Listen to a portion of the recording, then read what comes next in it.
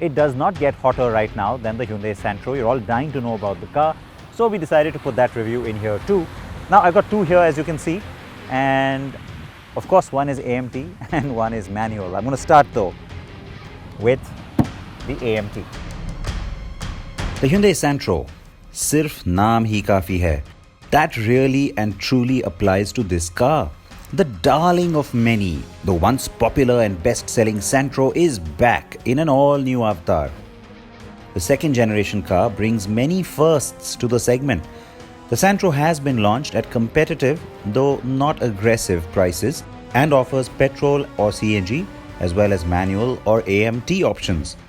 So plenty going for it then. You bet. I will jump straight into the extensive drive, having now driven it for over 150 kilometers. And yes, I have tested both the manual and the AMT, though not the CNG. I have with me the Imperial Beige Sports AMT model, and yes, I was very sad not to get the Marina Blue as I had been previously promised. This golden beige is not my favorite for sure.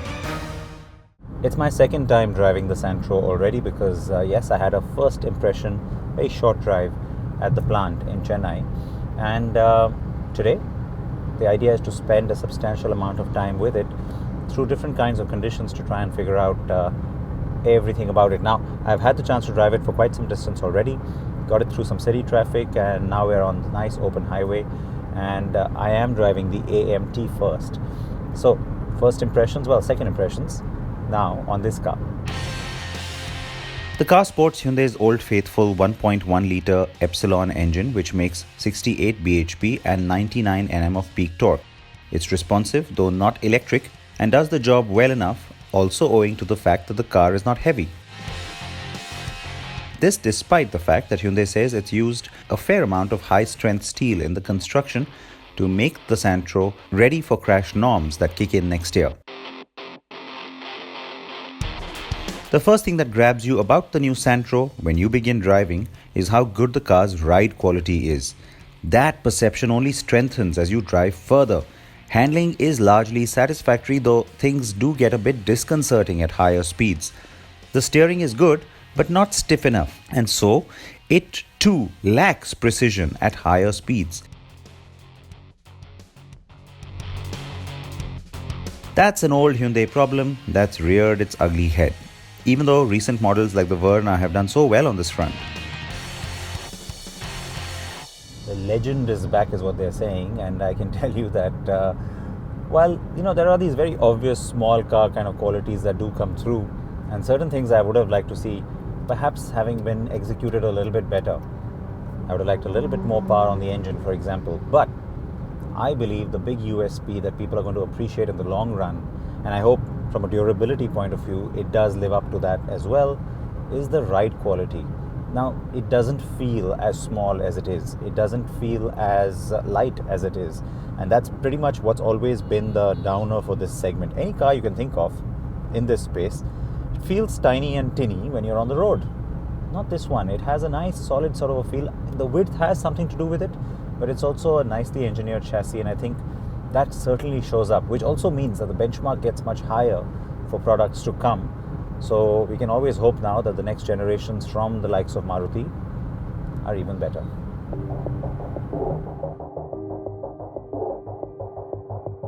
Or so we can hope anyway. But before I get into anything else, let's first talk about the AMT.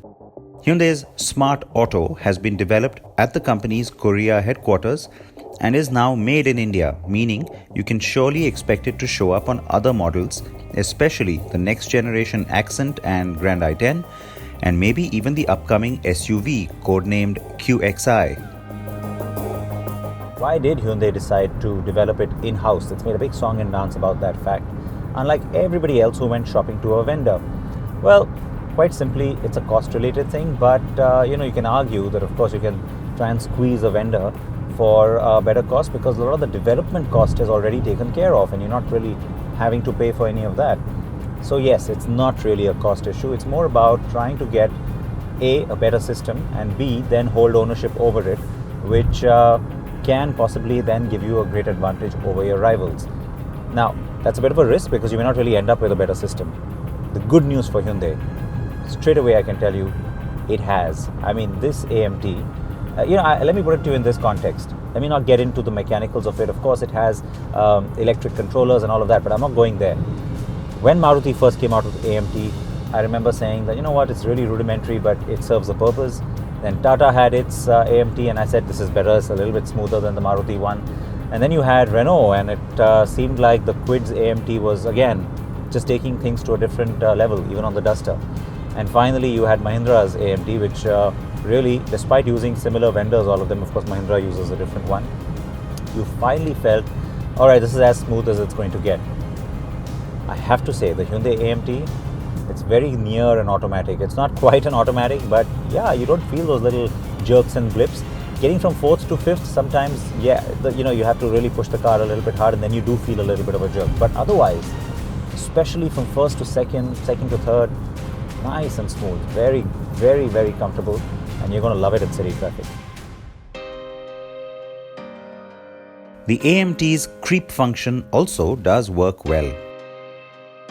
While I am pleased that ABS is standard across variants, the car's Achilles heel is soft and squishy braking at higher speeds.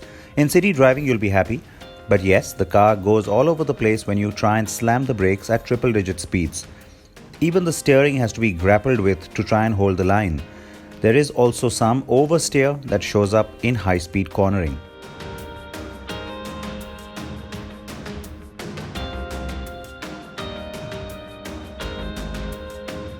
They're still calling it a tall boy, even though the big focus is on the car's width. It is taller than some rivals, but not as tall as the last Santro.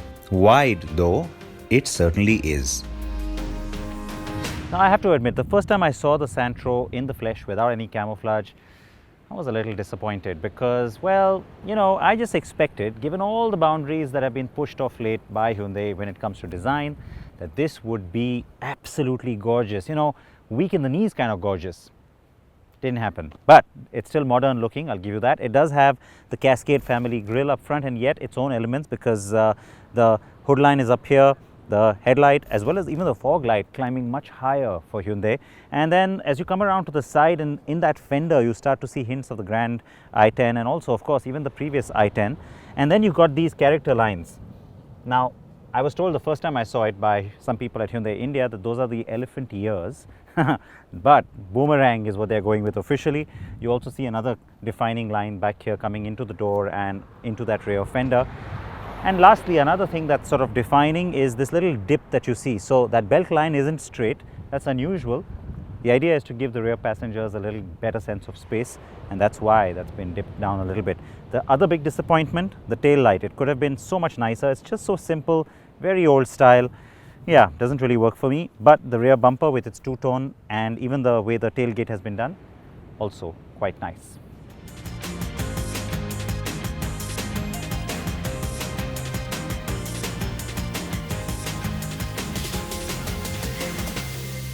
Now, Hyundai has done a good job with the interior because you get a sense of a better quality and better layout than most budget entry cars.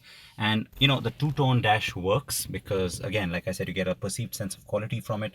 You got propeller designs, if you will, on the AC vents on the ends. But in the middle here, the central console, well, they say it's a tribute to the elephant. And so that's the little Indian touch. So those are the ears, and then kind of come down to the trunk here. Try and imagine that. And then you've also got a little space for your deity, the favorite deity that you might want to stick up there. That's again an Indian touch. The steering wheel has these little inserts that you see also in the vent surrounds as well as the gear stick surround. That's been finished in a sort of a champagne gold. It goes with this exterior beige color, but all the colors have this except of course the green where the top end has an option. I'll show you that in a bit. The instrument cluster is smart, it's contemporary. You've got a little screen there with some readouts as well that tell you distance to empty, what gear you're in, and also, of course, your overall speedo and odo settings. Now, down here, this, of course, is the AMT, but this part remains common in all the cars which have the power windows. Power window buttons right in the middle here. Now, you know something? If Hyundai had said that it was doing this for a purely cost reason, I would have respected that. But they say they've done it for convenience so that everybody in the family can reach out and operate the windows. To me, that's a little crazy. It's a little unsafe too. Down here, you have a little space for the phone. Now, it's great that the car has Apple CarPlay and everything else, but look at this. When the cable is in, you can't really set the phone down. Yeah, it keeps doing that, and so which is why you have to keep it sticking out like that. So that's a little strange. And the screen itself, very functional. It's really well done. It's huge, and the good news, it's not just on the ASTA. As you can see right now, I have the sports trim. I've got the touchscreen on this one too.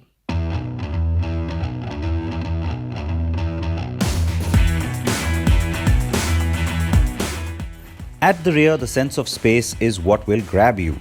3 adults will still find it a touch tight, but the lower window line, obvious width in the cabin, and the rear AC vents are a huge plus for this small car segment. The seat is good with decent under-thigh support too, but you only get seatbelt pretensioners on the ASTA.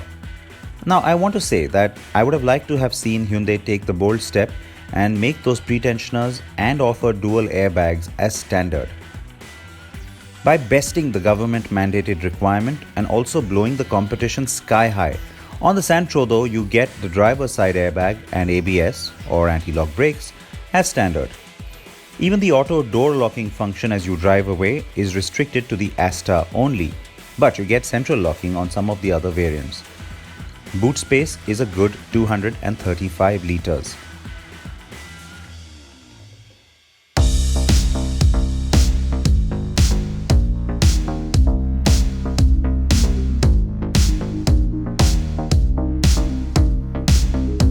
Time now to switch to the manual ASTA dressed in Diana green. Yes, definitely more my kind of color. And then there's that little surprise inside too.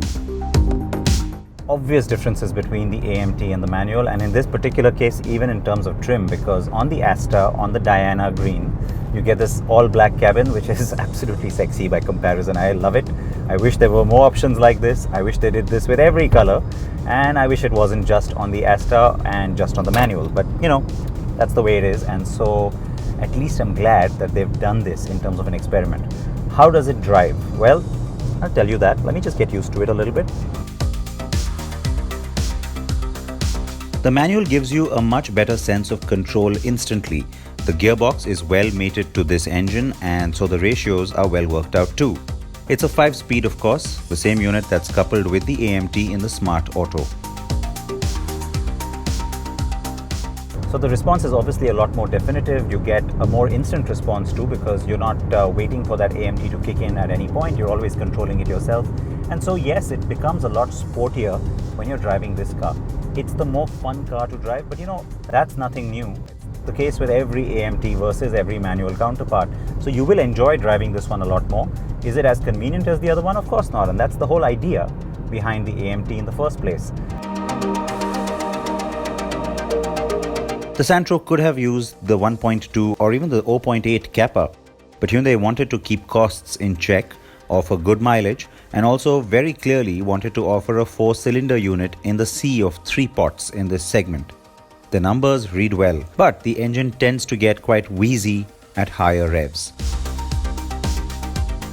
And as I stated at the start, this car's performance is not electric, but you'll find it zippy and fun enough for its purpose. It gets to triple-digit speeds easily enough, but it won't go past 130 km per hour. That is more than enough, frankly. Given that Hyundai has tuned it for efficiency, I had expected a slightly higher or better mileage figure than 20.3 km per litre.